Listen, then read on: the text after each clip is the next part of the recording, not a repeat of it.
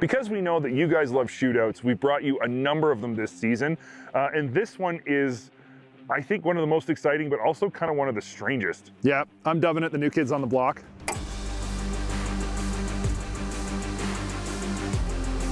I think people are going to be shooting out and talking about in their, discussing amongst friends, well, how does the 9R stack up against, the turbo sled? That's all people are going to be talking about.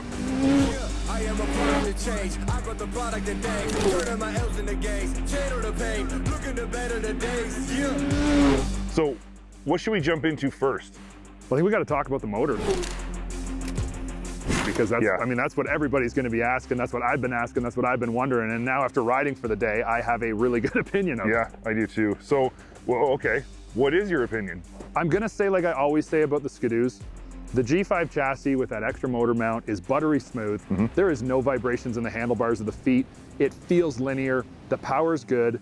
And that Turbo R motor is strong. Don't get me wrong. It's very strong. And I think at top end, it may have a little more legs than this. Once you get right into that full boost and you're pulling hard, the reality is that the 9R, all the lightweightness of it, all those low inertia parts, and whatever those magical engineers at Polaris have done, to figure out the clutching on this and to get real trailable manners into the snowmobile, because the 9R Chaos Slash, that thing was like angry at the world. And I was like, man, in the mountains, this is great, but if you're running this flatland, this thing is just a bit of a beast. They tamed the Dragon, but it is still fire breathing, and it still like hates every piece of snow that comes up against the track and just wants to destroy it. This thing is strong. It lifts the nose at low RPM. When you're getting into the throttle, it lifts the front end. Skis come off the ground a little bit. You feel like a rock star. And that's one of the things that I was missing on the backcountry. I wanted it to lift the skis down low. It doesn't transfer weight anywhere near as good as the IGX 146 does. I agree fully with your observations about the motors, with one caveat. I'm so impressed with how Polaris took a 900 twin, and like that is just such a civilized motor. We were saying earlier, like if you were out with your kids riding at really slow speeds, you could ride that all day. It never loads up, it never backfires, it never like smokes excessively. It hasn't fouled any plugs, which is what 9Rs had problems with last year. It's actually reasonable to rope over.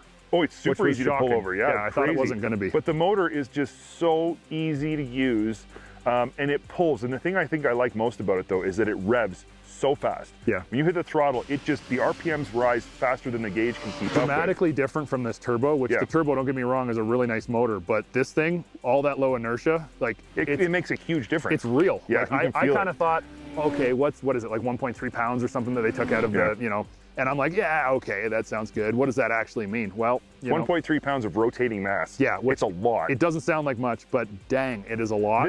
This turbo motor, I think, is, like you said, so refined, so smooth, so just civilized in every way. It's also totally rideable on the trail at slow speeds. It doesn't give you any weirdness. It's not like it's jerky or hard to ride smooth. I don't think the bottom end of this turbo even closely compares to the bottom end of the 9R. And I think up top, it's funny you said what you said, because I kind of feel differently. I feel like that up top continues to stretch my arms, and this gets to a point where it kind of levels off. Now, you're already going ridiculously fast when it does level off, but I feel like that it just continues to be mad at the world. It's got a lot up top, but like you said, it's civilized down low. I mean, at the end of the day, I expected that the 9R was going to be strong. I just didn't expect it to be this strong. The honest truth, and I expected to think that this was really good, but I thought, nah, it's not going to beat a turbo. And at the end of the day, I would take, they say light is right, and I would take this motor over the turbo. For us, the 9R it's just awesome. Yeah, it's just a really strong motor. It's a good motor. It works really good. I'm comfortable with this decision. Yeah, I am too. Okay, so 1-2. Yeah, the Polaris takes the win. Why don't we talk about handling? Let's talk about handling, because that's what this sled has got this year that it didn't have last year. Handling is the new sort of parts on this sled for this season. After we get over the engine, the rest of the sled is relatively unchanged besides the front end. And the front end has had a really big change with RAS RX and the Pilot RX ski. Which we've determined is a necessary combination. Yes. Yeah, you gotta have the ski with the front end. And I find this front end to be extremely good when the trail is set up and it's smooth, if it's icy, if it's hard, as long as the trail is like relatively smooth. I find this front end to be like laser guided. They have done a really good job. I don't think I've ever ridden anything that goes where you point it more accurately than this does. when the trail, even if it's soft, it's still fine. No, soft it's is fine, yeah. If it's smooth. If it's smooth and soft, yep. Even smaller bumps, chatter bumps, it's pretty good. It's good. The only time it starts to fall away is when you get into really big, high-speed mogulled corners. Yep. It starts to lift its ski. And but it dekes back and yeah. forth, and then it goes up on one ski. And I would be more than happy to ride this sled all day. I said in my walk around and in the intro, this thing really handles great, especially where we ride. This is going to be an awesome handling snowmobile. The wider front end just makes the snowmobile handle better. Yep. It's just a better handling, better riding, better performing snowmobile. Now this thing, I mean, this sled won sled of the year last year. Yep. Right, with an 850. Yep. We have over and over and over and over in test rides talked about how great this sled handles on the trail. Yeah. Feel like John Moran. Need a triple-double. Told him check the stats. I don't know why, because with this long of a track, it shouldn't handle this well. I think part of it is the IGX 146 skid frame is actually a surprisingly good trail skid frame. Yeah.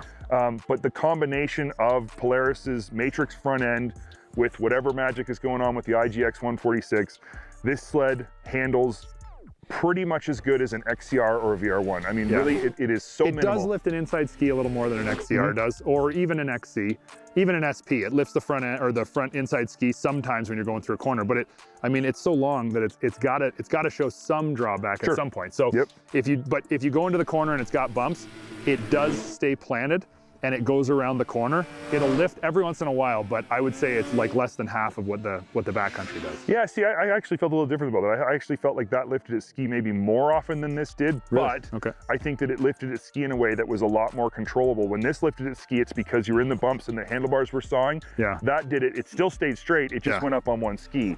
Yeah. And I didn't find the riding we were doing today in particular that either of them stayed really that flat, but we were also running through corners with giant moguls. So. Yeah, big moguls. I would say that I think both of these are great front ends, and I wouldn't really be upset having either of them. No, I think they're both really good. I think it's just when the trail gets really whooped out, this one does suffer slightly more than this does. Doesn't mean in any way that the Skidoo isn't awesome. It is really good. I would be happy to buy this sled, own this sled, and ride this sled day in and day out, on and off trail. I'd have no trouble with that. For sure, yeah. Obviously 1-2. We got IGX versus C-Motion in the rear. Both of them are pretty decent riding rear suspensions. I didn't really find too many issues with either. I think that the C-Motion is a little bit... It's a little stiffer. A little stiffer and a little choppier through the bumps. I think that the IGX is a bit smoother and it bridges moguls a little more efficiently, it seems. And I mean, really, it did win sled of the year last year, and we do find that it handles very predictably and I know rides dozens of people who buy this sled for the trail. Just trail, never go off trail. So obviously that means something. It has a 1.6 track on it, and I expected that was going to make it, maybe ride a little bit worse, because the bigger the track, you do tend to feel it washing out in the corners and not really hooking up, and it does deliver a little bit less of a trail ride quality. Trail experience. And I thought yours would be better when I got on it and was riding that with the tapered track that goes down to 1.25, I think, on the sides and 1.5 in the middle.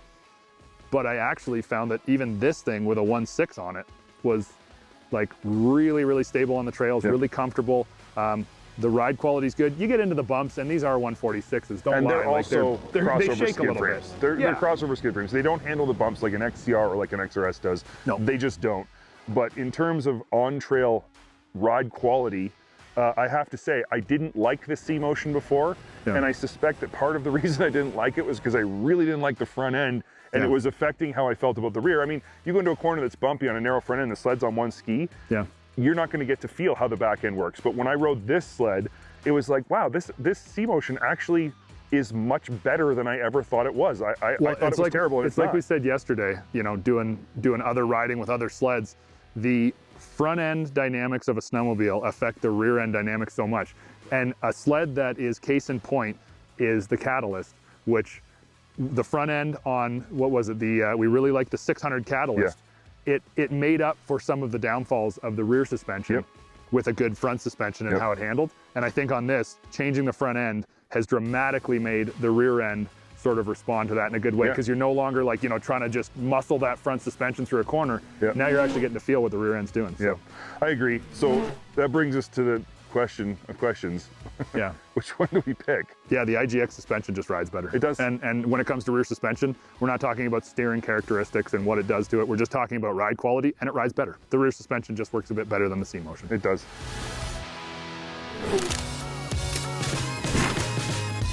So with that said, I think maybe something that we should talk about is off-trail characteristics and how they handle, because both these manufacturers do claim that they're like a 50-50, you know, on-off trail crossover. And I have an opinion here that is different than where we've been thus far, and I think you might feel the same way. But when you get off trail, there is something about the backcountry. This thing gets on edge. If you're off trail and you're, you know, stepping off, both feet on the one side of the running board, doing that kind of riding, it does get on edge and it stays there a little nicer, and it's easier to tip up and ride off trail, in my opinion. Like, I can powder hook that thing. Don't get me wrong, I can do it on this too. But I can find on that thing, I can go around and do like the Homer Simpson circles and then pop back up and keep riding. And I don't find it's as easy to do on I think that might have a lot to do with the skid frame, maybe. I think that this sled has been really designed with an on-trail a heavy focus on on-trail. I would say it's a great off-trail bias. sled, but it is definitely focused on on-trail and has always been a really great on-trail sled that can go off-trail. I think this has a lot more off-trail DNA built into it. I think so too. And I just think that translates into a sled that when you're off-trail is, like you said, easier to handle in general. And I actually like the ergonomic package of this off-trail. I really like how this feels. The seat's a little bit easier to get your leg around. You can throw legs like left to right. I like the off-trail ergonomics. I do. And since they're 50-50s, that needs to be a category. And for me, I would give this the win in off-trail ergos. I would agree with that for sure. Cool.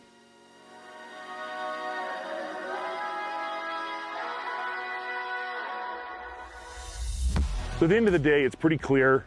The points totally tell the story.